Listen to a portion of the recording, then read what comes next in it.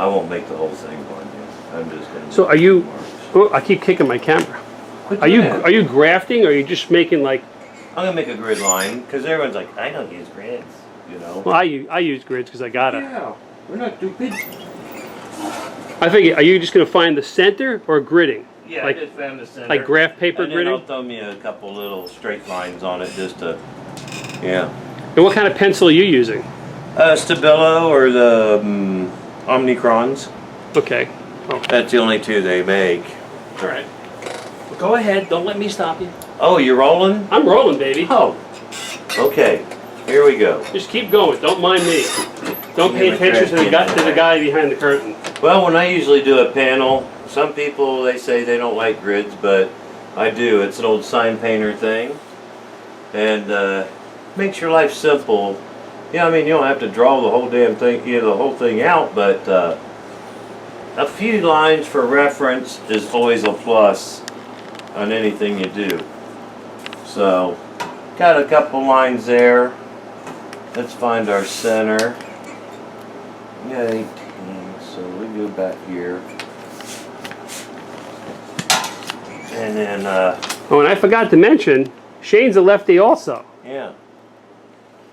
Only in the right mind. My best one is, I'll be striping, and someone will say, do you do that all freehand? I say, well, hell, no, I don't. This is my freehand, and that's the one you're paying for. There you go. So that cures the whole problem. But, and then if I want to do a border or trim around this, I get my finger and then just more or less just work around and spin this around here. That way I got a visual of where I need to go. Because with the lighting, and a lot of times, I'm not in a controlled area all the time and indirect light or whatever. But now let me, I want you to go around the edge of that again, because you're lefty and I was on the wrong side. Okay. I see what you're doing. Yeah, See? yeah. And then I just got my finger and I feel that on my finger. And then, And that gives you an about right. yeah, gives me a visual of where I want to go for a borderline on this. And no, I don't wear gloves or nothing. You see some artists, they wear gloves and this and that to make it run. I got to feel that through my pinky. It goes from my brain right to the pinky tip, right there. And that pinky has got all the control of how you are pushing your brush down, lifting it up and everything. So I do not need a glove on there. I do it all one. I almost knocked my camera over. I see guys, they have gloves with this finger cut off, or they have just that finger from the glove, or like one of those finger condoms. I can't. I guess that's so it doesn't go tee tee tee tee tee tee tee Yeah. when you do a line. I don't know. To cure that, I got a little bit of baby powder. Ah, and talc. you just put a little bit of talc powder on your pinky. It will not and stop. Right. And if you don't have that, then you get and just rub it against your jeans right here. And it take any sweat out there and it slicks it out, and there you go, free falling. You notice you'll see a lot of old sign painters, they're always rubbing their pants and like that, and that's to keep from, you know, sticking and, you know, doing the little lines like that. Go figure. Okay. So what are we doing next? I just got done last night because I knew Fritz was coming to see me, and a lot of my brushes I've been working outside and they get humidity in them.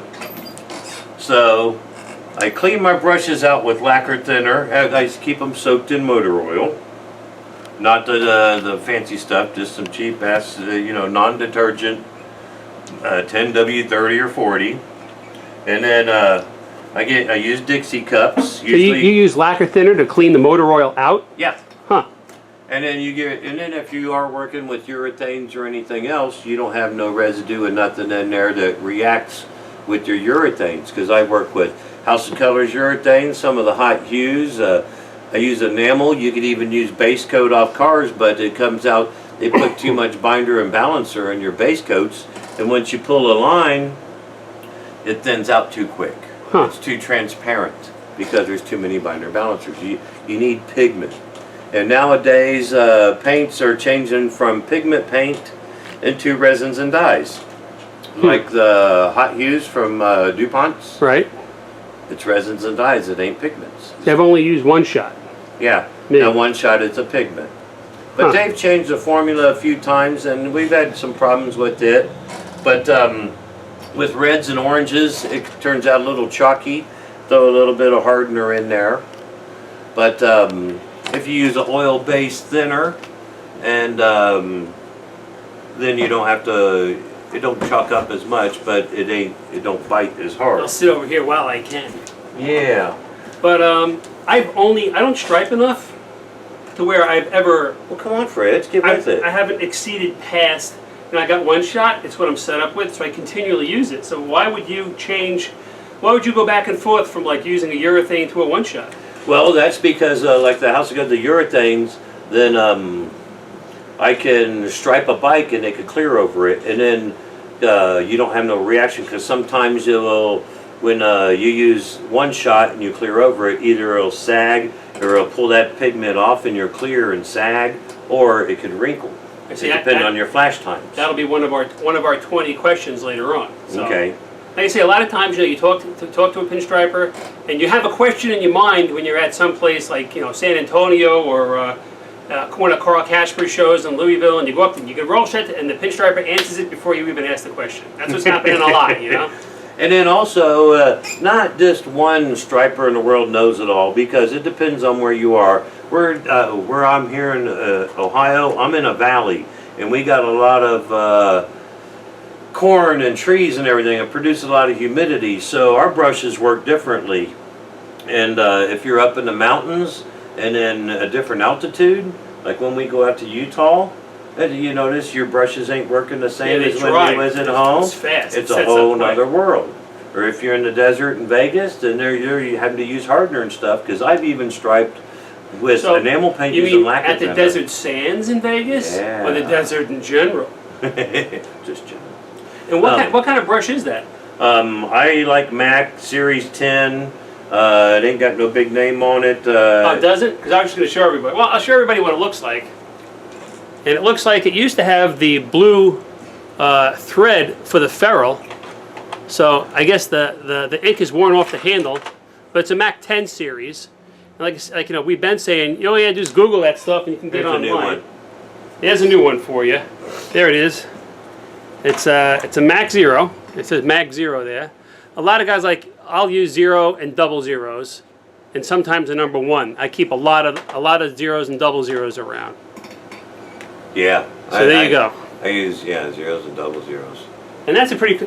When you buy a brush and it comes in the tube, it'll have this end on it. So that's a pretty cool little jammy to kind of keep. Yeah. Just like that. There you go. See, make a little trophy.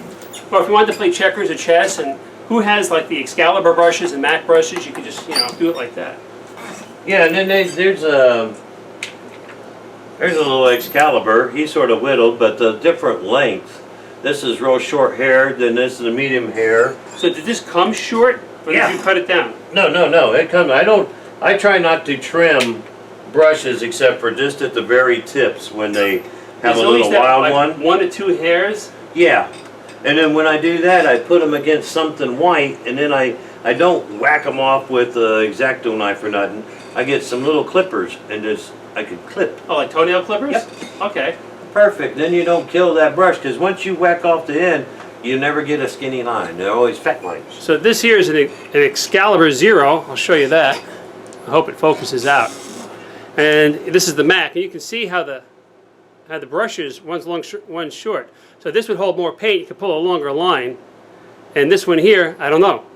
But if it works for you, it don't matter. It works, and you keep doing what works for you.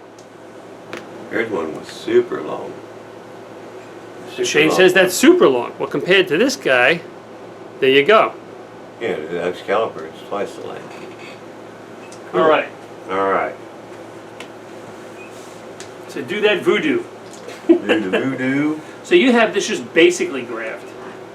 Huh? It's not. You don't have a bunch of lines. No. I just get a little bit of reference. You got a center, 3 lines this way and 1 across here for center, and that's it. And then the border that you showed everyone how to do. Yeah. And then I use one-shot reducer and everything, but when I'm in a show or in a hurry, I use lacquer thinner, which they say I can't do it a lot, and people don't recommend it. But as long as you don't thin the thing out, you know. So you're using one-shot paint with lacquer thin? That's what the white bottle was? Yeah. And what is that? Just like a regular like Dixie Riddle cup you got there? Yep, little 3 ounce. Now the 5 ounce cups, they come with wax on them. So don't use the 5 ounce cups. The 3 ounce ones don't. And if you use the 5 ounce ones, then the thinners will take the wax off and mix in with your striping, and then you're bumming. Okay. You know? So don't use the no wax 5. cups. Like I guess at the doctor's office they put the little pills in there. But if you go to like the dollar store and get theirs, then they'll just fall apart at the seams. But make sure it's rounded on the bottom and then ain't got the little lip on it like some of them do. I gotcha. Because the ones with the lip on the bottom, then they So it's like they roll together and then it's a pushed in thing in the bottom like a bung? Yeah. A bung plug? Yeah. A bum plug? All right. All right, I'm going to get up so I can work the camera so we can see how your hands work. Okay.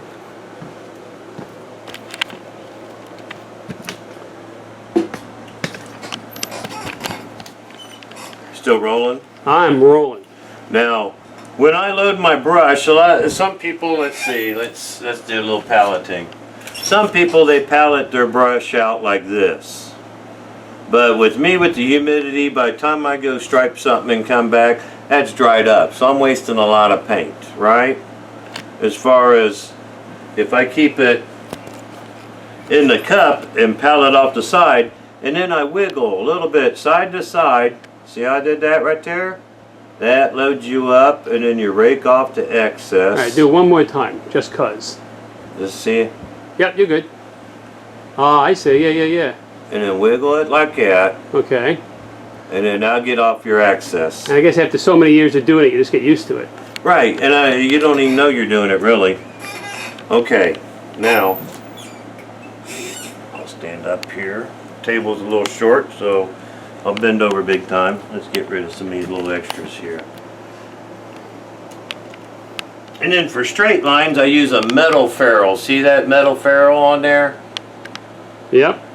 And then, because it's so humid that your brushes like to just get slump and swell out and not work. But the metal ferrule will keep your brushes in line so you can pull that quick, fast line at the body shop or at the car lot.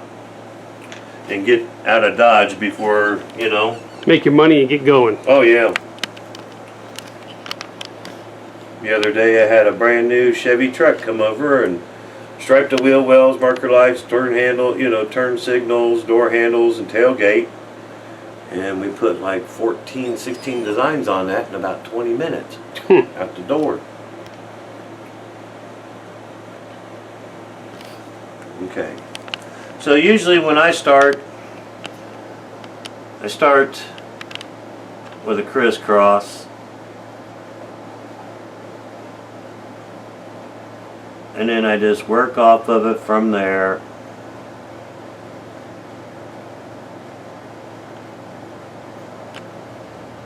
So you're steadying your hand with your pinky when you do that. And you're like, because I stripe with 2 hands. I've been saying that every time I interview someone. Yeah, the 2-hand thing, I don't get it, you know, but if you could get that one pinky and then, see, I've got... Oh, whatever works for you, right? Yeah, then I can control my balance and everything, and I feel everything right off the tip of that pinky. And I don't get in the way of anything, and then I could roll them out fast. And, you know, I know we're going to ask this later, but, you know, you're just like, you put down just a very few graph lines to give you a generic idea of where to be, but you're like just banging this out. How do you come up with this idea? I just dream it up. That's that imagination thing that the good Lord. You just, like you say, you start with those 2 crossed lines and everything builds off of that. Right. And this is kind of like why you can't do this in a printer. And then see, I go right back and doing them crisscross lines again. That way I fill in the middle of the belly of the center of my design so it don't get weak. Now, how are you making those curves? Because I'm not seeing you like, where's my hand? There we are. Twirl the brush between you. Oh, no, it's more or less just with that pinky. All right, well, I'm going to zoom in on your hand. Okay. So people can see how you're moving your hand around.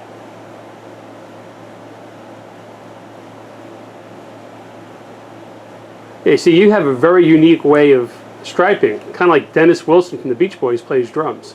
Or Ringo from the Beatles. There you go. How about Von Zipper? Eric Von Zipper? See?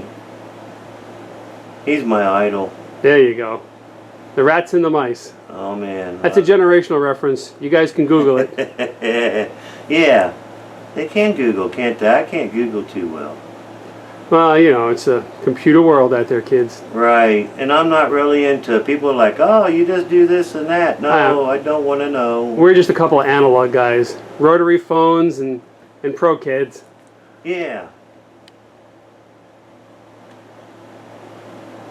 See, to me, I'm always. This is why I wanted to do have Shane on my DVD gang, because see how quickly he executes this, and that's instant money when you're doing it at an event, walking around. Some guy wants this like on the hood of his car or the fairing of his motorcycle. You're like zippity boppity boop boom. Wham bam, thank you, ma'am. You know, cross my palms with silver, and you're done. And then the good thing about a panel. I don't make a living doing panels, but then you can turn it around and go this way if you want for a few things. And then turn it back around instead of making that hard curve, that hard stripe line that, you know. You can manipulate your working surface. Yeah. Not like a car that you can't flip around. Oh, no, or stand on the hood and, you know, all that stuff. You know, it's tough for me to do a car, you know.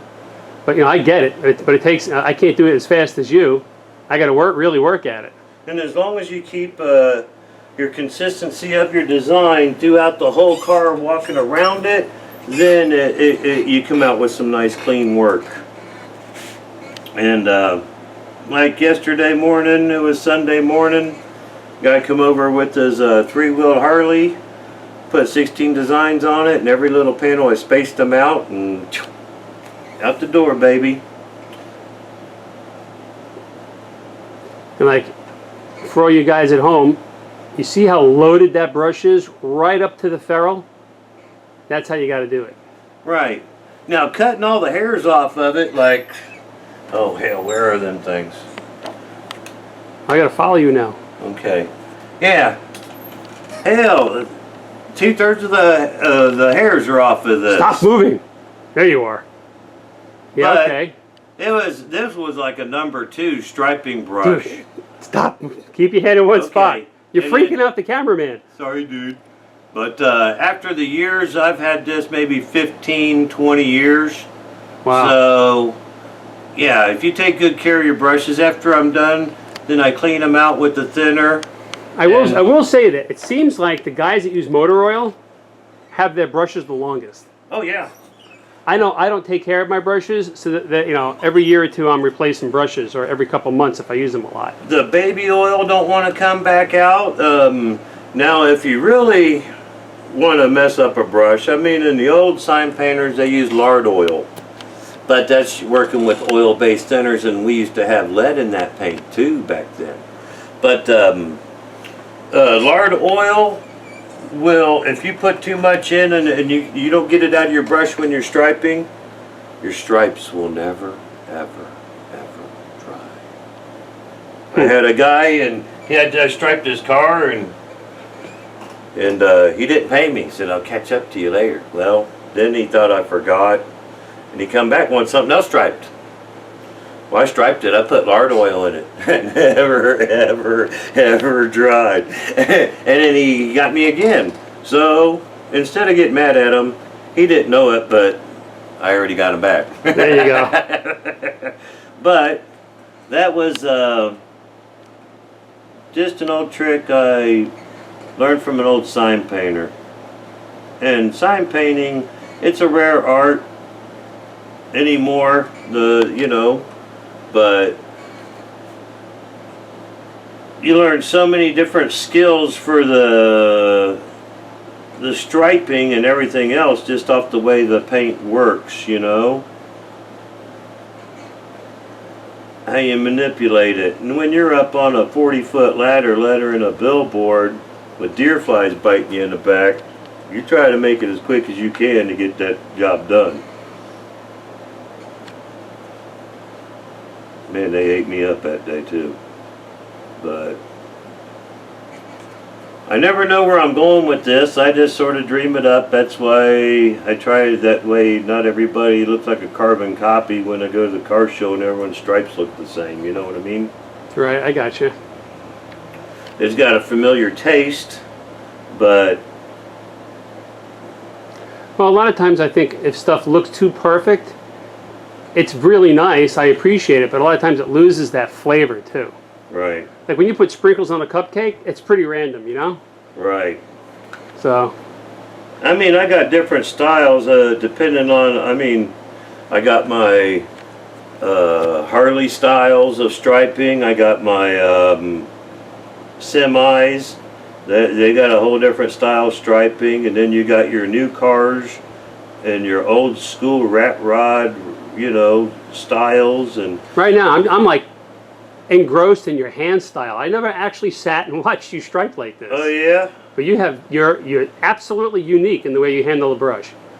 yeah. It's it. Well, And I hope it's inspiring to anyone watching that, you know, everyone is so different and their work is so neat that, because, you know, people have asked me, will you make how to pinstripe? And I'm like, you can't, because everyone is so different. You can't, there's no one set way to do something. It's not like a building code and 2x4 studs have to be, you know, so many inches apart. It's just so unique and individualistic that you gotta do like what I'm doing. Sit down and talk to so many different artists and get your own vibe out of it. and you don't want to stripe one side and then try to copy it. You notice on this side, this side, this side, this side, boom, boom, boom, boom. I walked all the way down this thing, doing one design and copying to the other. That way, I don't have to go back and think at all. Right. You know, I just try to do it the easiest, simplest way I can, and then because I don't like to think too much. I don't pay much attention. It costs too much nowadays.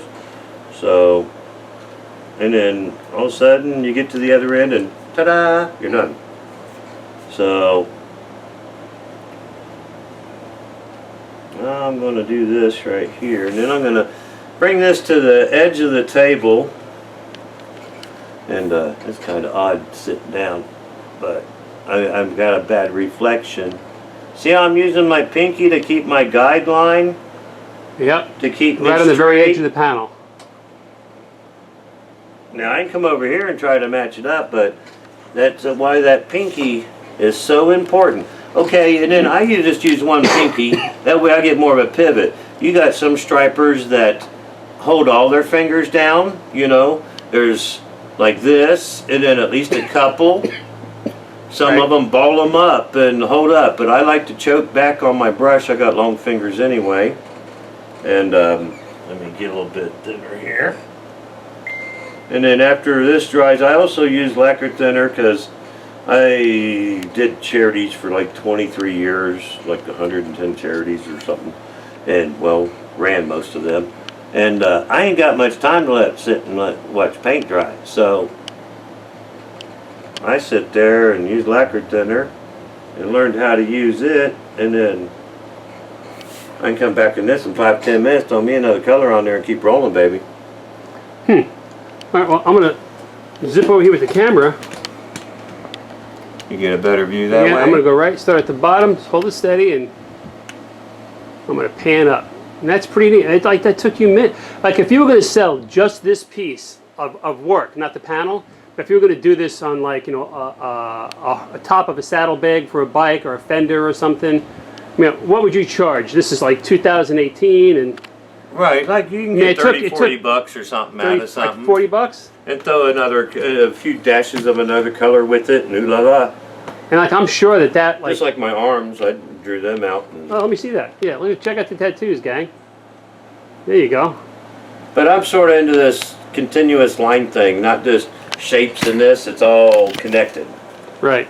So, and then I drew these out with a pen, and then my nephew up in Maine, he come down, Luke Morgan, and then he nailed them. So, I mean, if you go... I couldn't do it because I twisted my arm and then my... There you go. Doing your own surgery. Right? But, you know, you saw how quick that was, and that's 40 bucks. Now, imagine spending, like, you know, 6 hours at a car show. You're going home with some bank. Yeah. So, this could be a very good living for you, or, like, you know, for me, I do it, you know, as like therapy, so I don't walk into the post office and, you know, yell and scream at people. But we're going to let that dry, and you can hit with another color? Sure, we got to get this all snazzed up if you're going to get rid of it for a good cause. Yep, we do that. Yeah, actually, you know, for anyone that, you know, at home, you know, by the time you get this, it'll be a long time past. Check this out. See my finger right there? There you go. It's already setting up. Yeah. There's something to be said for lacquer, but you got to be good on the first pass. See, I got to go back and keep smudging it and fixing it. And if I do it this way and I this side, then I keep myself out of my work, and then after it dries in, I can come in and a couple dashes. But you have so many years of doing it, but it's Right. practice. It's all just practice. Right. And then the little tricks and pet peeves. I'm a lazy man. I find the easy way. I'm sorry. Well, there's nothing wrong with that. It's Okay. the mother of invention. Well, we're gonna hang out, I guess, and maybe have a Yoo-Hoo or a Mountain Dew. Yeah. We're gonna give this a couple minutes to dry, and when we come on back, we're gonna hit it with another color. So just give us a few seconds.